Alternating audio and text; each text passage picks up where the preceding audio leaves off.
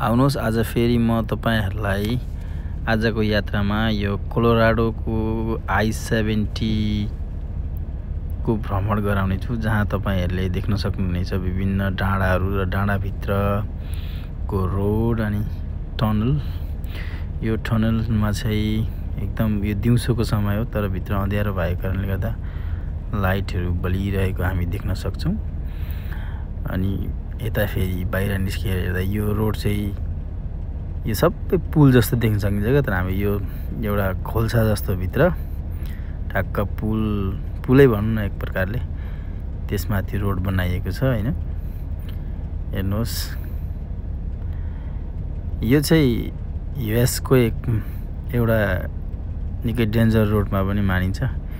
त्यही भएर अनि प्रायजसो ड्राइभरहरू यो जाडो महिनामा चाहिँ यो रोडलाई एभोइड गरेर हुन्छ नि रिराउट गरेर तर I-40 तलबाट जाने गर्दछन्। तपाईहरुले देख्न सक्नुहुन्छ यो बाटो कस्तो हुन्छ होला त अब जाडो महिनामा हिउँ परेर त्यो रोडहरू एकदमै स्लिपरी भएको हुन्छ, आइस भएको हुन्छ। अनि त्यही भएर यहाँ अहिले हाम्रो गाडी पनि एकदम स्पिड धेरैमा छ भन्नुपर्दा हैन। तर एउटा कुरा चाहिँ यो भिडियो बनाउँदै गर्दा चाहिँ मैले चाहिँ ड्राइभ गरेर आएको थिएँ भने मेरो भाइले चाहिँ यो भिडियो बनाइरहेको थियो। यो टनल फेरि अर्को पनि आउँछ सायद, मलाई त्यस्तै लागेको छ। तपाईहरुले हेर्न सक्नुहुन्छ त्यो पनि, यो देख्नुभयो हैन, दुईटा टनल आयो।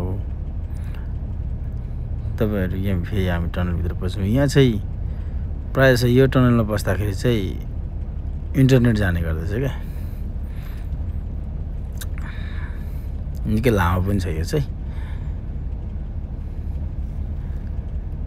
आशा छ तपाईहरुले यो भिडियो हेरेर मेरो च्यानललाई लाइक सब्स्क्राइब गरिदिनु हुनेछ अनि सुझाव सल्लाहहरू दिनुहुनेछ भन्ने म यस्तै भिडियोहरू लिएर आइरहने छु आउँदो दिनहरुमा।